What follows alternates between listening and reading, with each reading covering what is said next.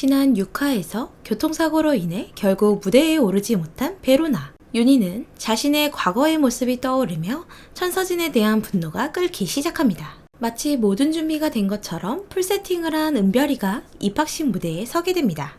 사실 이는 석훈이와 석경이 배치고사에서 부정행위를 저지르고 차석인 석경이 대신 은별이가 독창을 할 수 있도록 단테와 빅딜을 한 천서진의 계획이었습니다. 하지만 눈치 없는 로나가 끼어들어 결국 못하게 하기 위해 사고를 낸 것이죠. 그리고 입학식에서 청아예술제 부활을 알리는 천서진. 천서진은 더욱 막강한 권력을 행사하려는 속셈인 것 같습니다. 천서진의 계획대로 아이들은 트로피에 넋이 나갔고 트로피를 손에 얻기 위해 앞으로 치열하게 싸울 것 같네요. 단테와 천서진의 빅딜의 결과로 자존심 상한 단테는 천서진에게 이별을 고합니다. 다음날 베로나는 입학식 지각을 빌미로 벌점 10점과 봉사 10시간까지 받게 됩니다. 천서진의 계략인 걸 눈치챈 윤희는 찾아가 따지지만 결국 딸의 학교 생활을 위해 뒤돌아 나오게 됩니다. 주단테는 부정을 저지른 석경과 석훈을 불러 석경이 혼자 유학을 떠나라고 말합니다. 잘못했다고 비는 석경에게 단호한 단테. 그때 수련이 등장해 석경의 유학을 만류하고 아이들의 교육에 본인이 더 신경 쓰겠다고 큰소리칩니다. 그리고 석경은 단테에게 은별이를 이겨 꼭 청아예술제 트로피를 받겠다고 한 번만 기회를 달라고 빌게 됩니다. 그렇게 기회를 얻은 석경은 수련과 함께 단테의 방에서 나가고 석훈은 단테에게 민설아의 죽음에 단테가 엮여 있는 것을 알고 그걸 빌미로 자신의 동생을 건들지 말라고 경고합니다. 그 시각 윤희는 사채업자 독촉에 시달리고 로나는 보송마을로 이사가려는 엄마에게 화를 냅니다. 또한 이사가는 집이 민설아의 집이라는 사실을 알고 분노합니다. 입학식 무대를 잘 마친 은별이에게 윤철은 소원을 들어주겠다고 하고 은별은 엄마 아빠가 다시 예전처럼 사이가 좋아졌으면 좋겠다고 말합니다. 그런 딸의 부탁에 윤철은 본인이 더 노력하기 위해 천서진에게 다가가고 수업이 끝난 9시 칵테일 바에서 만나 데이트를 하기로 합니다. 클레이 사격을 즐기고 있는 윤철,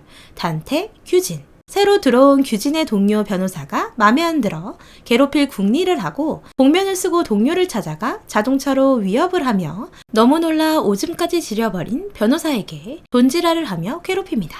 정말 셋 다 제정신은 아닌 것 같은 장면이었습니다. 다 같이 술을 마시자는 말에 윤철은 서진과의 데이트가 있어 가봐야 한다고 떠나고 그런 윤철의 모습을 보고 질투를 느끼는 단테. 서진에게 연락해 사랑한다고 말하는 단테. 결국 사랑한다는 말에 흔들린 서진은 윤철에게 거짓말을 하고 단테의 별장으로 가 미래를 즐깁니다. 윤철은 거짓말임을 눈치채고 자는 척하며 서진의 기분 좋은 콧노래 소리에 분노합니다.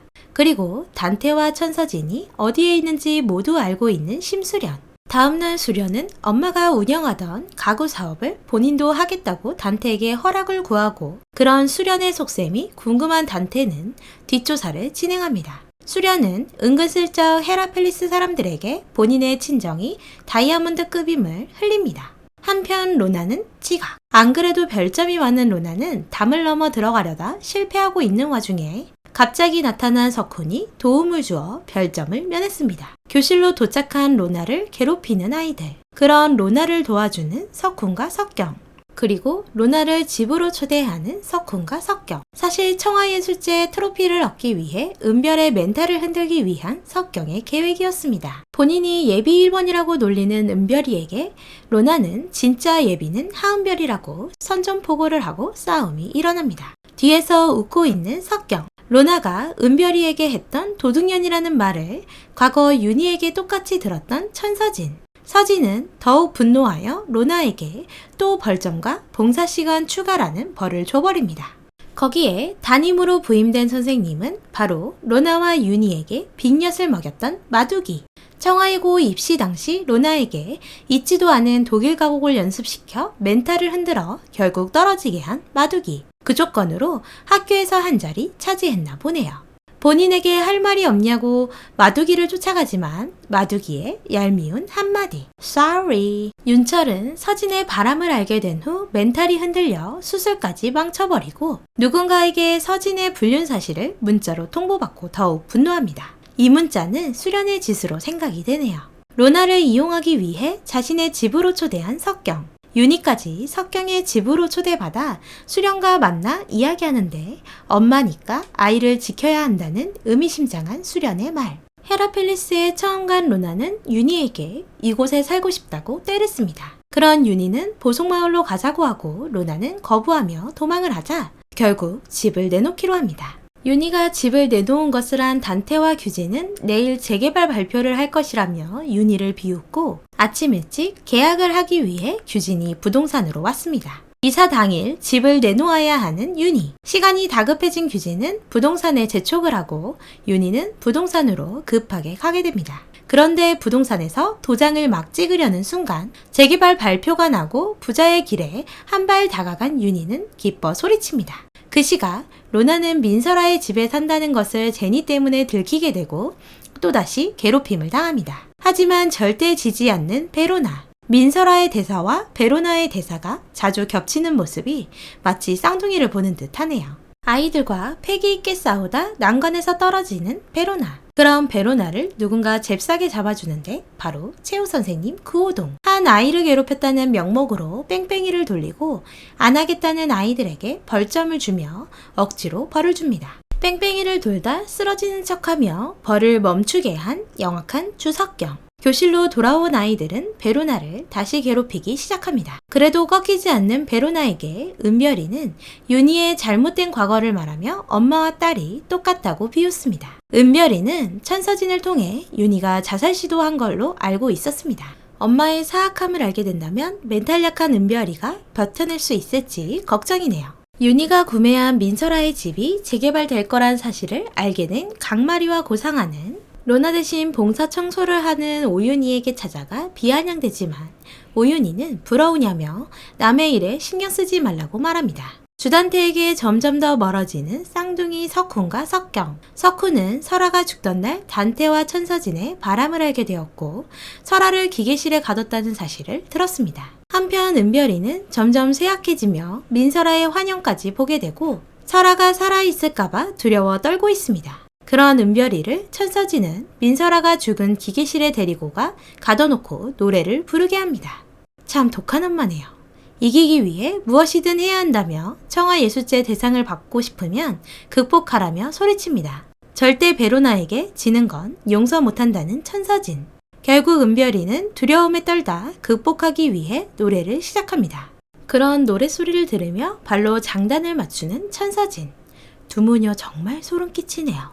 한편 3천억대의 현금 부자가 될 수 있는 기회를 갖기 위해 주단태와 이규진 그리고 하윤철이 뭉칩니다. 명동의 알박기로 속썩이던 땅이 경매로 나왔고 그 주변은 쇼핑센터 계획이 있어 엄청난 이득을 볼 수 있는 땅.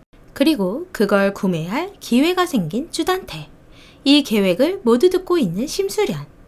수련은 미리 단태의 핸드폰에 도청을 해놓았고 단태의 계획을 모두 듣고 있었습니다. 한편 상처받은 베로나는 늦은 시간까지 집에 들어오지 않고 놀이터에 앉아있다가 민설아의 강아지인 설탕이를 주워와 키우겠다고 말합니다. 윤희의 과거 이야기를 윤희에게 꺼내는 로나.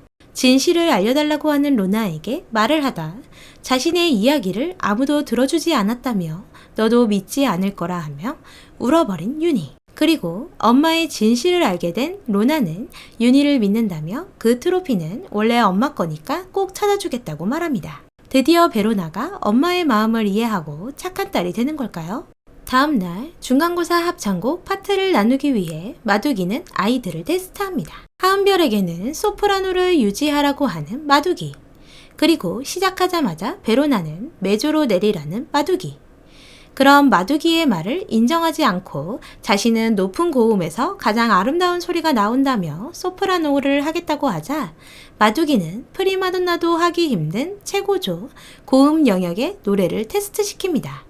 그런데 역시나 윤희를 닮아 너무나 아름다운 소리를 내며 완벽하게 해내는 베로나. 모두가 놀란 가운데 마두기 또한 놀랐습니다. 억지로 메조로 내리려는 건 역시나 천서진의 계획. 하은별과 베로나를 겹치지 않은 파트로 나누기 위한 작전이었습니다. 처음부터 싹을 잘라버려야 했다는 천서진. 그런 이야기를 모두 듣고 있는 구호동. 여전히 사랑 중인 주단태와 천서진. 또다시 미래를 계획하고 그런 둘의 뒤를 밟은 윤철. 둘은 미래 장소로 들어가고 그런 둘을 문 밖에서 지켜보는 윤철. 현장을 덮치진 못하고 그 길로 빠져나옵니다. 배우자의 바람으로 인해 자신이 비참해졌기 때문이겠죠. 그것도 모르고 둘은 아주 과감하게 밖에서도 난리가 났네요. 심수련은 오윤희에게 서서히 다가가기 시작합니다. 경매를 하고 싶다는 심수련. 윤희에게 본인을 도와달라고 말합니다. 그러면서 저녁 영화표가 있으니 함께 가달라는 심수련. 영화관에 도착한 윤희. 조금 늦을 것 같다는 수련은 윤희에게 먼저 들어가 있으라고 말합니다. 그리고 그 영화관에서 주단태와 천서진을 발견합니다. 둘의 불륜 사실을 알게 된 윤희는 수련을 영화관으로 들어오지 못하게 막습니다. 결국 주단태와 천서진의 불륜 사실을 수련에게 말해주는 윤희. 수련은 두 눈으로 확인하게 되고 충격을 받아 윤희의 손을 이끌려 나오게 됩니다. 소주를 사주며 동명상련하는 윤희와 수련. 서로의 아픈 곳을 이야기하며 둘은 언니 동생을 하기로 하고 윤희는 수련을 도와주겠다고 말합니다. 사실 수련은 천서진과 윤희의 관계를 이미 알고 있었고 주단태와 천서진이 영화관을 오는 것도 미리 알고 윤희를 그리로 부른 것이었습니다. 자신의 아픈 곳을 드러내고 윤희에게 측은지심을 얻어 본인에게 힘을 얻어줄 수 있도록 계획한 것이었습니다. 그 시각 윤희에게 걸려온 윤철의 전화. 천서진 때문에 속상한 윤철은 만취해 윤희에게 전화를 걸었고 윤희에게 늘 항상 미안했다고 말합니다. 자신을 미워하지 말라는 윤철. 만취한 윤철을 헤라펠리스까지 데려다주고 그런 윤희와 윤철을 보게 된 이규진. 그리고 윤철이 그때 당시 1억을 대신 줬다고 말해줍니다. 복잡해지는 윤희의 표정. 집으로 돌아온 윤철은 술에 취해 울면서 윤희에게 미안하다고 하고 그걸 들은 천서진은 분노합니다. 다음날 수련을 찾아온 윤희.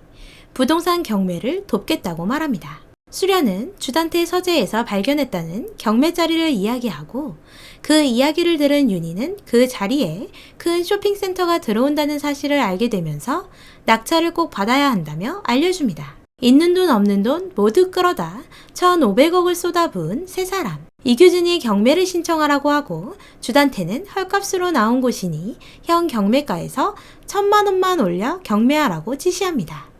경매 당일 난리통을 틈타 윤희는 경매를 접수합니다.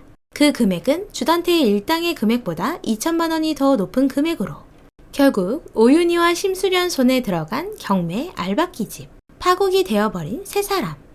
모두 잃게 되어버린 세 사람은 서로 싸우다 대책을 세웁니다. 직접 오윤희를 만나겠다는 주단태. 그 시각 축하를 하고 있는 오윤희와 심수련. 기분 좋은 윤희는 수련에게 수고비로 돈을 받고 로나의 선물을 잔뜩 사들고 집에 와 기쁨을 만끽합니다. 그날 밤 윤희는 꿈속에서 민설아를 보게 됩니다. 설아가 죽던 날 민설아를 마주쳤었고 도와달라는 민설아를 도와주지 않았던 윤희. 꿈에서 깨어난 윤희는 설탕이가 갑자기 짖는 소리에 놀라 달래다 로나의 방으로 들어왔는데 설아의 환영을 보게 됩니다. 윤희도 결국 딸 때문에 설아를 도와주지 않았던 걸까요? 그 죄책감에 설아의 환영까지 보게 된 걸까요? 그리고 설탕이가 갑자기 숨을 쉬지 않자 살펴보는데 설탕이 목에 걸려있는 민설아 전화번호. 과연 설아와 윤희는 어떤 관계이기에 이렇게 연결이 되어 있는 걸까요? 오늘도 재밌게 보셨다면 좋아요, 구독 부탁드립니다.